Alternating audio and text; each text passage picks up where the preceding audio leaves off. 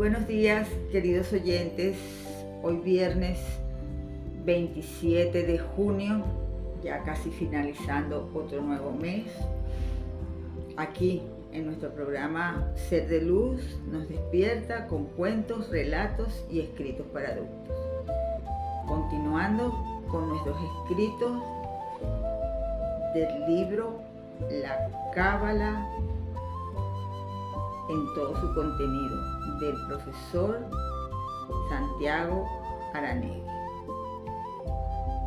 Espero que los que no se han inscrito se inscriban, que compartan el programa, como les digo siempre, a todas las personas a quien no se lo han compartido, para que sea cada vez más la gente que se una a este camino para despertar la conciencia, para llegar a la realidad y para seguir creciendo como seres humanos y poder estar mejor, saber resolver nuestros problemas sin que nos enfermemos, sabiendo soltar lo que debemos soltar porque nos hace daño y ayudando al planeta que tanto lo necesita. Sin más, comenzamos con el escrito de hoy.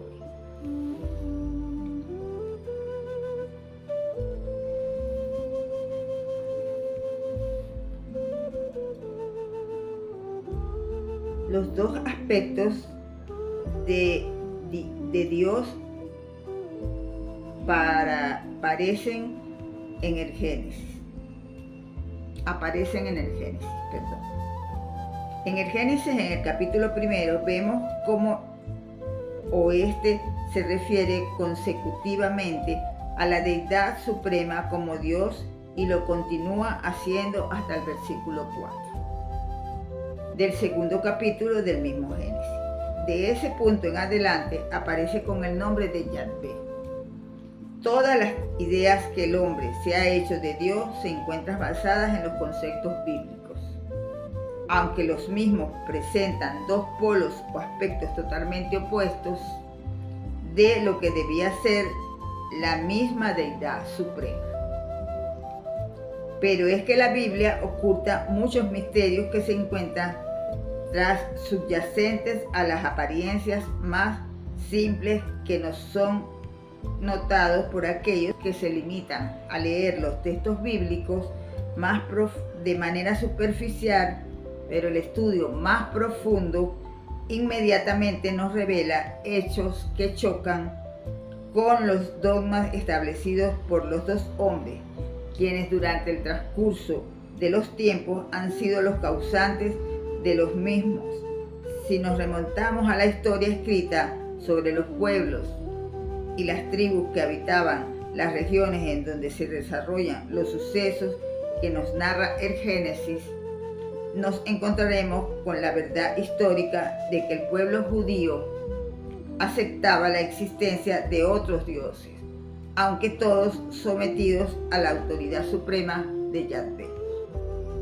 Por otra parte, para el pueblo cananeo, que habitaba a la mayor parte de las tierras que más tarde pasarían al poder del pueblo de Israel, ese Dios supremo era Baal, quien a su vez era el hijo de otro dios llamado El, y a quien más tarde sustituye en el trono Yahvé.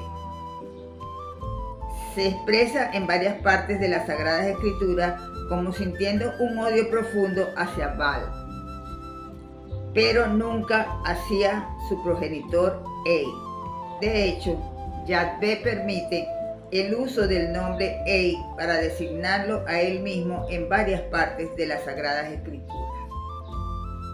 En el capítulo 14 del Génesis nos encontramos a dos personajes, uno judío, Abraham, y el otro cananeo, Melquisedec, quienes se saludan invocando el Elión, A-Ixin-O, nombre formado por la imposición del nombre Ei y el superlativo E y yo. Esto nos demuestra claramente que ambos adoraban al mismo Dios, al que los judíos conocían por el nombre de Yahvé. A partir de ese momento, tanto los israelitas como los cananeos le llamarán el Elión. En el libro de los Salmos, capítulo 82, volvemos a encontrarnos nuevamente a un Yahvé orgulloso, que muestra su poder absoluto sobre el resto de los dioses. Dice así el texto original: Salmo de Asaf, Elohim, se yergue en la asamblea de Ei, y en medio de los dioses juzga. ¿Hasta cuándo juzgaréis injustamente y guardaréis consideración a los malvados? Haced justicia al humilde y al huérfano, vindicad al infeliz y al pobre, rescatad al humilde y al indigente de las manos de los malvados, liberadle. Yo me dije: dioses sois e hijos de Elión, todos vosotros. Sin embargo, moriréis como hombres, y como cualquiera de los principios caeréis. Dioses sois e hijos de Elión. El Salmo no deja lugar a dudas. Yahvé se yergue en medio de los dioses y los juzga a todos. Vemos que el propio Yahvé no dudó cuando tuvo que acabar con ellos cuando fue necesario. El Antiguo Testamento, junto a los demás textos sagrados hebraicos, se mantiene uniformemente exponiendo a la deidad como un ser celoso, exigente, severo y hasta caprichoso muchas veces, reafirmando casi constantemente su condición de Dios único y al cual solamente se debería adorar. El Nuevo Testamento presenta otros aspectos de Dios. Por otra parte, el Nuevo Testamento recoge las palabras de Jesús, presentándonos no al Yahvé de los ejércitos, listo a destruir a sus enemigos y a los del pueblo, por él escogido, sino afirmándonos la imagen de un Padre de todos los hombres, lleno de paciencia, compasión y misericordia, con un amor absoluto y una capacidad infinita para el perdón. Ya no vemos al Yahvé dispuesto a la guerra contra sus enemigos, que consiente a la esclavitud bajo ciertas condiciones, exige en expiación de los pecados el derramamiento de la sangre del novillo o del macho cabrío, y se mira a la mujer como un ser de segunda categoría. La creación atribuida a los Elohim, volviendo a la Génesis en el capítulo 1, versículo 26, se dice: hagamos al hombre a nuestra imagen y semejanza. Y crió Dios al hombre a imagen suya. A imagen de Dios los creó, macho y hembra. De acuerdo a lo escrito, Dios no se encontraba solo cuando crió al hombre, pues habló en plural. Y además enfatizó que su naturaleza contenía los elementos masculinos y femeninos. La clave oculta detrás del Pentateuco, como hemos indicado los cabalistas, no acepta tampoco la traducción literal de la parte más antigua de las Sagradas Escrituras, pues conocen perfectamente que las mismas fueron alteradas primeramente de forma expresa por sus primeros traductores de hebreo original al griego, quienes usaron el sistema del código que ha sido llamado PRDS, Pardes, véase el capítulo 20.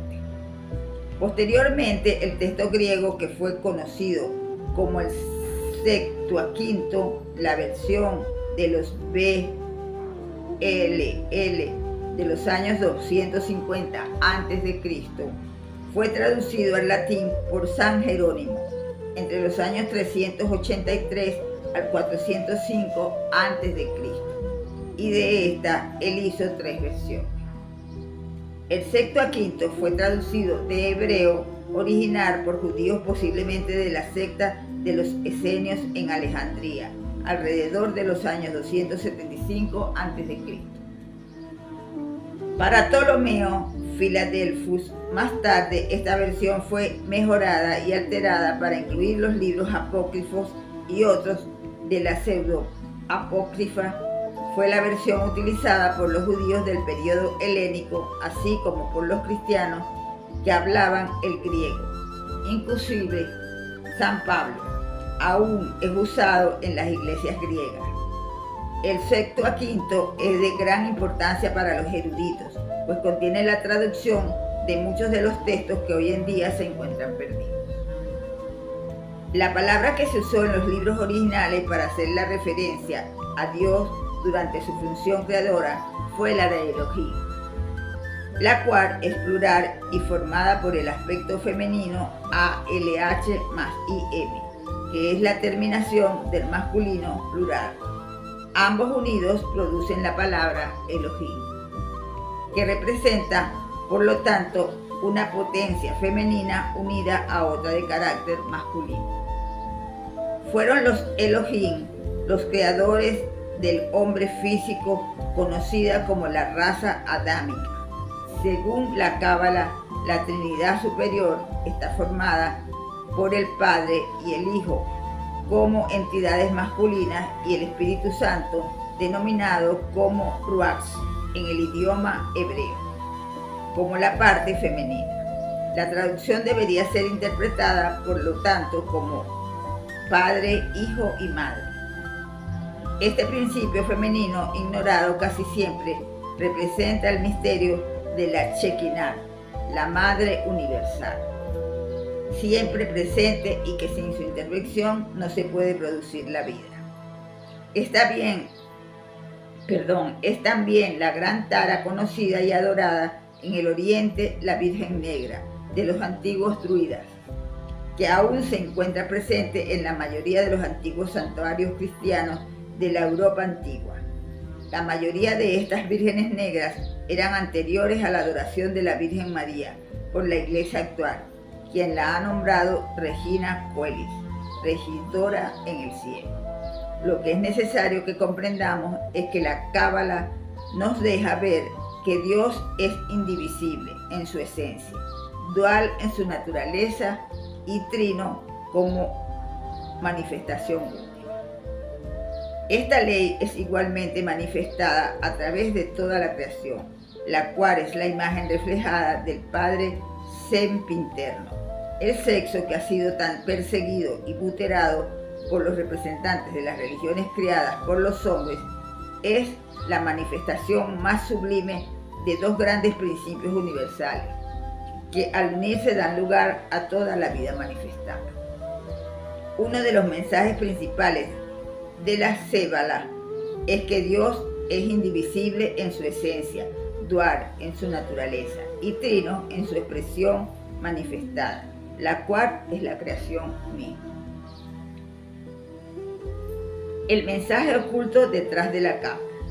La más importante y por sobre todo las demás lecciones, la Cábala nos enseña que el Padre Eterno lo es absolutamente todo, que no carece de nada, es bueno, pues es la bondad misma y su naturaleza intrínseca es el deseo más absoluto de dar y compartir.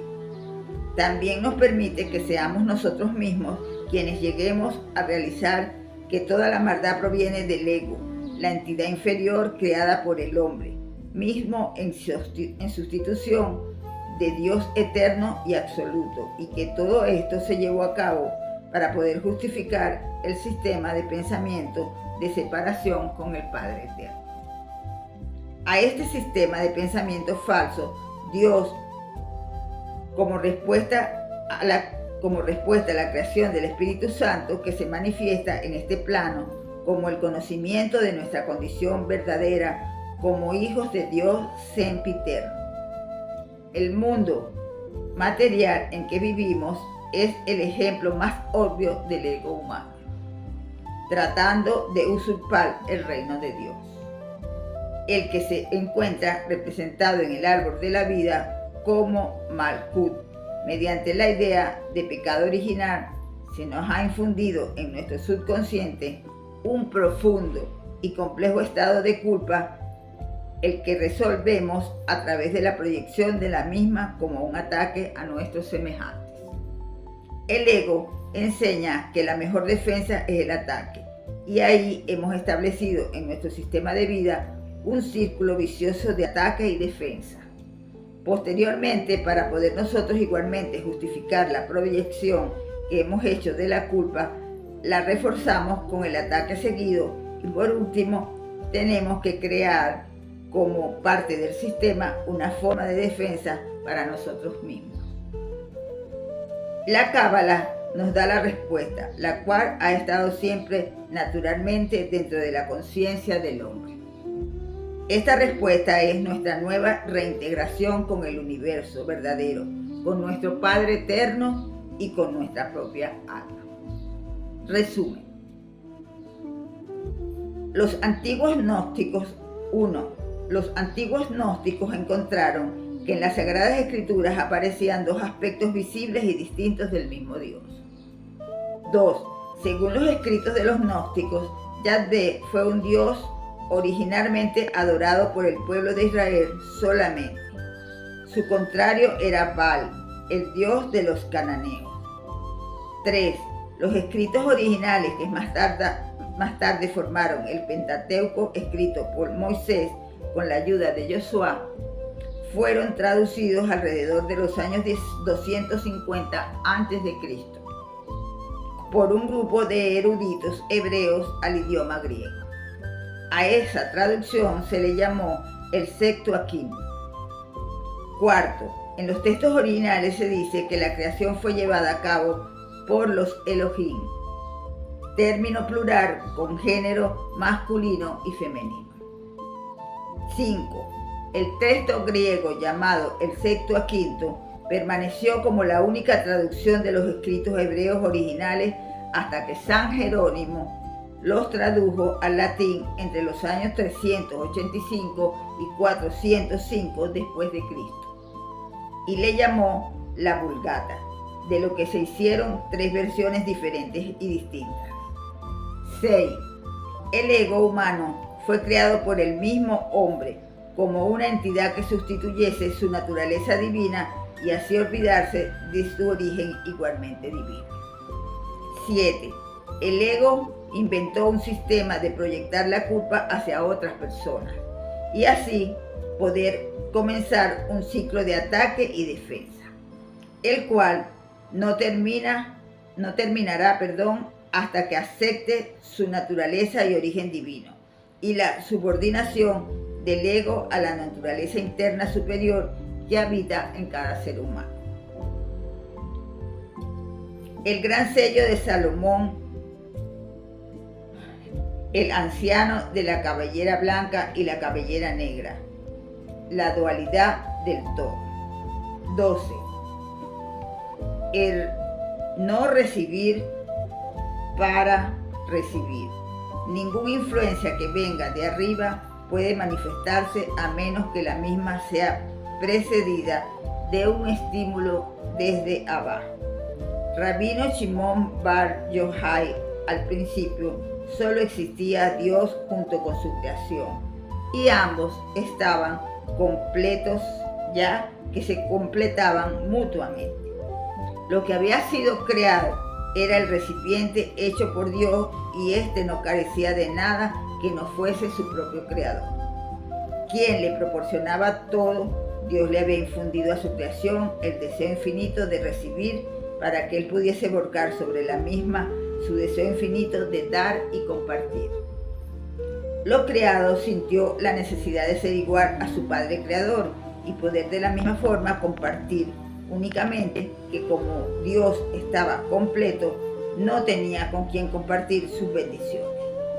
Por eso, Dios creó un vacío y restringió su luz para dar paso a la creación de los mundos que habitamos. Dentro del vacío creado por el Padre, se podía activar de nuevo el deseo de recibir. Hasta aquí nuestro programa de hoy. Espero que se lleven este gran aprendizaje, que entiendan, que hagan sus análisis, sus reflexiones, sus meditaciones, que tomen notas, que revisen el video cada vez que quieran para estar más seguros de la verdad y saquen sus conclusiones. De esta manera, me despido como siempre todos los fines de semana, diciéndole que hablen con Dios, díganle lo que quieran, lo que sientan, que Él los va a oír. Y en cualquier parte, no importa que sea la iglesia, que sea un parque, la playa, una montaña, su casa, en su habitación, en algún altar que tengan en su casa, donde ustedes quieran. Dios, como se los he dicho anteriormente, los oirá donde ustedes quieran.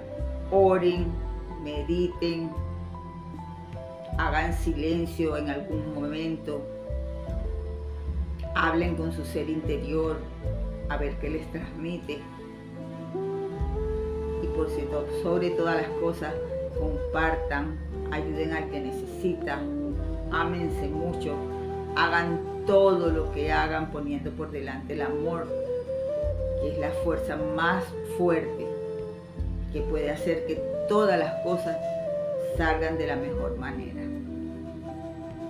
Y así poder terminar de despertar la conciencia para que podamos conseguir la tranquilidad y la paz que necesitamos. Sin más, me despido deseándoles un feliz fin de semana, pásenla bien, los amo, los bendigo, los respeto, le doy gracias a Dios como siempre por haberme puesto este programa en mi camino y poder conectarme con ustedes.